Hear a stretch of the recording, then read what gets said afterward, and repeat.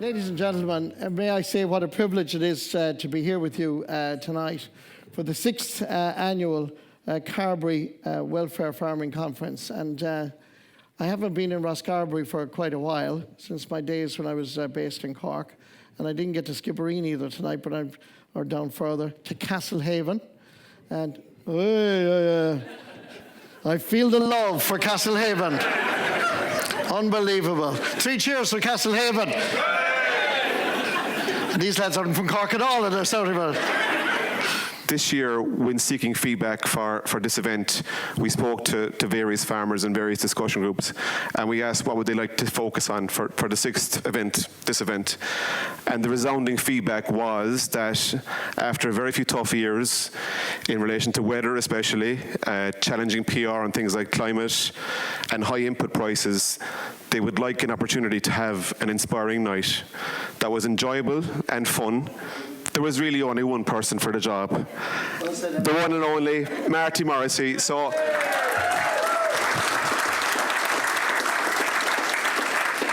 and Marty, we're genuinely thrilled to have you tonight. So, you know, you really were the ideal person for the job tonight. To further accommodate the mission, we've gone with 2 panels.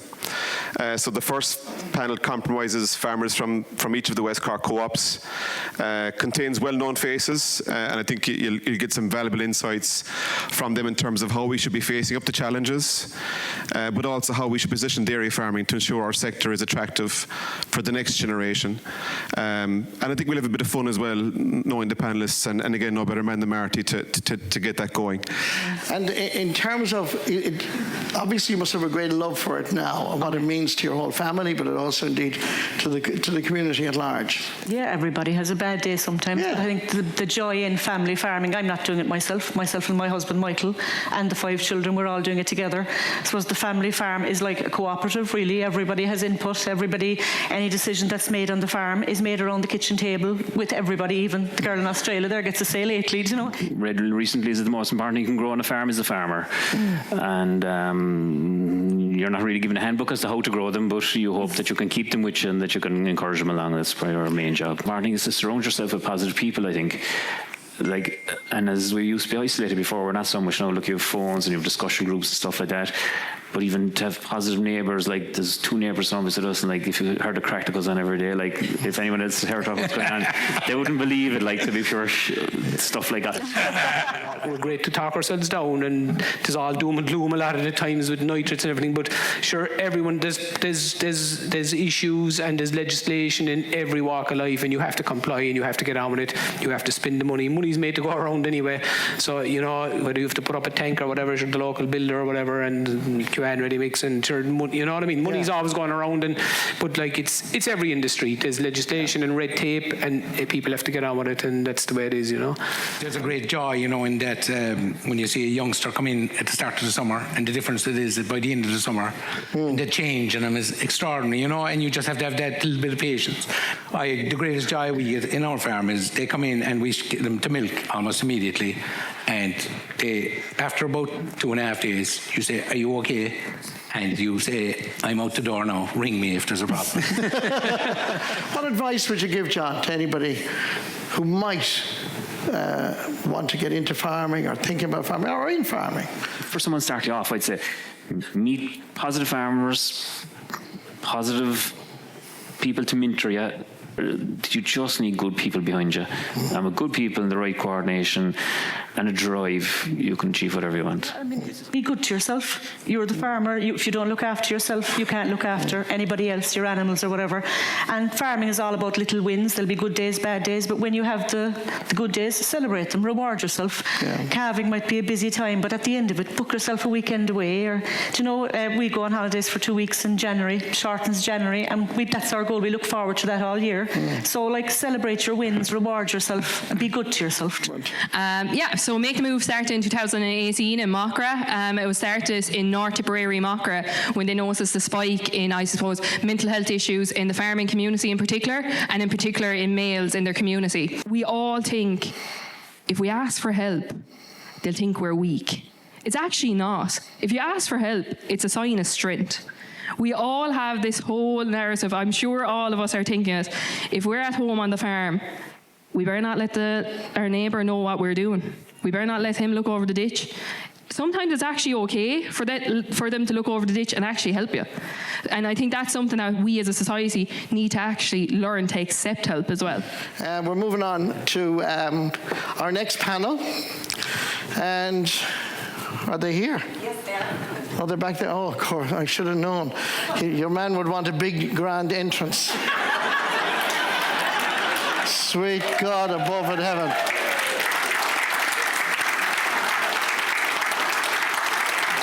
You know them all, Bon, Rob and Marian, and our local athlete, wonderful star. There you go, ladies. Give all our Olympians a big round of applause. You were actually grand over there, Rob. I'm trying to stay away from you. Miles away. To listen to you tonight, it was completely engaging because it was completely devoid of the Instagram instant bullshit that you're seeing, and just that honesty and that passion for work. And you come from a farming background, don't you? I do, yeah. So tell me about the farm and growing up on the farm, and what impact did it have on you? I think the farm's definitely had a massive impact on me. I mean, that is my main training base right now. So my parents have been so supportive. Like, my mum and dad put together plans and they've built a cage for me on the farm. So really? Yeah, so that's where most of my training's done. I'm very, very lucky, and I guess, being able to wander down the farm every now and then was nice when I was younger, being out in the fresh air and lifting the odd bucket to give me a few muscles. It is about learning and opening up your mind. Yeah. And having the support, isn't it? 100%. And back to Nicola, sorry, I goes off in tangents, she'll get used to me, but even what the lads are, like, everything is hard, and it all depends who you attach yourself to when them things are hard, and sometimes it's normalising when things are really hard, that it's just normal. Like, I can remember being at altitude and you're up there 3 weeks with a group, and you're ready to lose your mind completely when you don't understand what's happening to you. And that isolation piece that you have, we have that as athletes as well. And the work is never done, because even on your off season, you're still doing little bits. There's massive heavy periods at certain times of the year. Because there's always something you can pick up. There's always something that they're doing that maybe it won't work for you, but maybe it will. And it could be the difference between you getting a metre next year and maybe 2 metres. So I was constantly looking around, looking at the girls, talking to the girls, and learning things from them, because they're all from different countries. A lot of them were a lot older than me, and they've got so much experience under their belt already. Don't follow the crowd. Just do your own thing, like you're doing your own thing for the last 4 years. Stick to the road, and you'll enjoy it more, because you'll actually get more out of it, rather than going, because it's like the Olympic Village. You probably know, it's just crazy. You could literally sit and what people watch for the whole day. It's just you could see anything, So it is a massive experience, and I think, Nicola, you'd hope people grow from it 100%, but you're lucky in the sense that you have 2 or 3 Olympics to go for it, and that's gold. It's gold for an athlete, 100%. Yeah, even coming from a farming background, I see that farming is a 24/7 job. You don't get a break, and I've seen that growing up, coming from a farm. It is a difficult job, and I think especially this time of year. So I guess within the family and within the community, there is that resilience, and you just kind of see it and learn from it. You go through hard times, but they're not hard. They're just tougher times. You'll get through it. You fracture, you repair, you come back stronger. And I think it's an example of exact same as your house. I'd say it's just as hard, but you understand. The kids understand certain times of the year. You understand the process. In our case, it wasn't you're not one farmer working by yourself. You collectively, you're kind of working as a team. But that team for us was me doing all the sloggy work, and But I think the farm, with that solidarity and work, the friendships are a lot stronger. Even the lads talking about the passion, where does the passion come from? If you told, if we would have taken farming away from you, you would see your passion then, because you're no, I want it. We were the same, and I think we can kind of, the message that we kind of portray that the athletics is it's a slog, it's hard, it's freaking brilliant. It's brilliant. The lifestyle is brilliant. You get to travel, it's a great lifestyle. And if it was taken away from me at any point, then you'd see my passion, you'd see the fight. Likewise with you, I can imagine if it's your career, it's how you live. And never discount, because a lot of people discount the good things that they do when things go well, because they forget about, they only remember the bad stuff. But I think you have to remember the good things that you've done as well to get you to that point. And I said, well, if I do all of this and I don't have that little hamstring injury that I had for 2 weeks in February, and if I perform in Russia, I have a chance of getting the medal, and it really motivated me. So it's always, if I can bring stuff to the table and improve, and you can't control sometimes the result. But there is always ups and downs. Like with the farming, there's going to be bumps in the road, and no path is linear. And it's the same in one sense with sport. Like there is always going to be an up and down, but like that's what makes it. Just because you're going up and down doesn't mean you're not eventually going to be up. It's just taking a little bit longer to get there. If somebody shows the initiative, that they're ambitious and they want to get better, that's a magnetic personality, and it doesn't matter if it's the project that you're after doing. Like even when you're up going, this is brilliant. There's something there's something infectious about people who want to be better, and the other people who have got there, they're always going to be willing to help you. Tell me, and you're all coming from farming backgrounds, are you? Yeah. So tell me about your project. So we're trying to promote CBV and DBI to the use of farmers, and we're using our mascot. We came up with a mascot called Air Angus to help us promote that to the consumer and the farmer. Wow, so what are you doing with the 5 Angus calves? So we're currently rearing them, and we'll have them till about the end of August this year.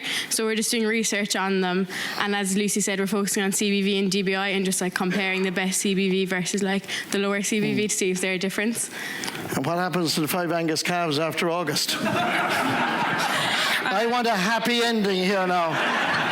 Unfortunately, Marty, I don't know, can we say that because they're getting slaughtered in August?